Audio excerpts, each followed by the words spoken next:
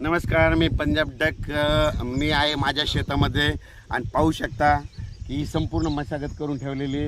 तर हे असं मशागत करतो आणि या ठिकाणून माझ्या महाराष्ट्रातल्या शेतकऱ्याला अंदाज देणार आहे. माझ्या महाराष्ट्रातल्या शेतकऱ्याला सांगू इच्छितो, तुम्ही काय करा, 6 तारखेपर्यंत, म्हणजे आज आहे 5 जून, म्हणजे 6 तारखेपर्यंत तुम्ही शेतीची कामे करून घ्या.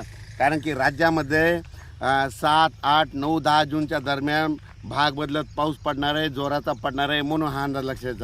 पण 6, 7, 8, 9, 10चा जून प्रत्येक गावाला एकदा पाऊस येऊन जाणार आहे, म्हणून हा अंदाज लक्षात येतात. पण राज्यातल्या सर्व शेतकऱ्याला सांगू इच्छितो की हा पाऊस पूर्व विदर्भ, पश्चिम विदर्भ, दक्षिण महाराष्ट्र, उत्तर महाराष्ट्र, कोकणपट्टी, खानदेश, मराठवाडा सगळीकडे पाऊस पडणार आहे, म्हणून हा अंदाज लक्षात येतात. पण राज्यातल्या सर्व शेतकऱ्याला सांगू इच्छितो की राज्यामध्ये त्याच्यानंतर 13 तारीख म्हणजे 13 जून, 15, 13, 14, 15, 16, 17च्या दरम्यान राज्यात जोराचा पाऊस पडणार आहे, मुसळधार पडणार आहे, म्हणून हा अंदाज लक्षात घेतात. पण राज्यातल्या सर्व शेतकऱ्याला सांगू इच्छितो की राज्यात आजपासून सांगतो की 5 तारखेपासून आज बऱ्याच भागात पावसाला सुरुवात होणार आहे. 6 जूनला आणखी खूप ठिकाणी पाऊस सुरू होणार आहे. 7ला आणखीन बराच भाग व्यापणार आहे. 8ला दररोज परत वाढणार आहे. 9ला आणखीन बऱ्याच ठिकाणी जाणार आहे. 10ला जाणार आहे, 11ला जाणार आहे, 12ला जाणार आहे. म्हणजे सांगायचं झालं तर पाऊस आता हळूहळू सुरू झाला, म्हणून हे लक्षात येतं. पण 7, 8, 9चा थोडा जास्त पडणार आहे आणि 13 ते 18चा मात्र जरा खूपच पडणार आहे, म्हणून हा अंदाज लक्षात येतात. ज्यांच्या शेतकऱ्याचं शेतं दुरुस्त करायचे राहिले असेल, तुम्ही अनेक 2-3 दिवस राहिले, त्या 2-3 दिवसामध्ये शेतं दुरुस्त करून घ्या. पाहू शकता मी हे संपूर्ण असं शेत सगळं दुरुस्त केलं आहे. आता थोडा पाऊस पडला आणि रान आंधळ झालं की लगेच पेरणीला सुरुवात करणार आहे. आणि ज्यांना असं म्हणजे रान आंधळ नसलं झालं तर तुम्ही पेरणीची नंतर पेरू शकता. ज्यांच्या जमिनीमध्ये ओल आहे तुम्ही पेरू शकतात, हे देखील सांगू इच्छितो.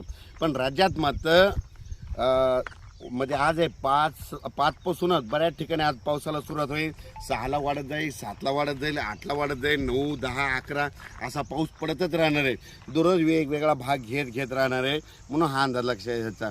त्याच्यानंतर 13 ते 18चा देखील खूप पडणार आहे, म्हणून हे लक्षात घ्यायचं. आणि माझी सर्वाला विनंती आहे, कापूस लागवड करत असाल तर तुम्हाला एक सांगू इच्छितो, मी स्वतः कापूस लागवड करणार आहे. यावर्षी 3x1 अंतर आहे. 3x1 अंतरनं काय होतं, 1 एकरमध्ये 14,000 झाडं बसतात. जर कापसाचं झाड कमरा इतकं जरी असलं तर त्या कापसाला काय होतो, चांगला उतार येतो. आणि खताचं नियोजन एकदा फक्त रेगाटीला खत द्यायचा, परत खत द्यायचं नाही, काही नाही, फक्त पोळ्याची अर्धी बॅग युरिया द्यायची. आणि असं नियोजन केल्याच्यानंतर 3x1 12, 13, 14 क्विंटलपर्यंत कापूस निघतो, म्हणून हे देखील सगळ्यांनी करायचं. म्हणजे अंतर कमी करा, खर्च कमी करा. आपल्या जमिनीनुसार थोडं 3x नसलं तर 4x1 करा, पण थोडं अंतर कमी करून खर्च कमी करा, हे सांगू इच्छितो. पण राज्यात मात्र आज 5 तारखेपासूनच बऱ्याच ठिकाणी पावसाला सुरुवात होईल, हे पाहुणे म्हणते.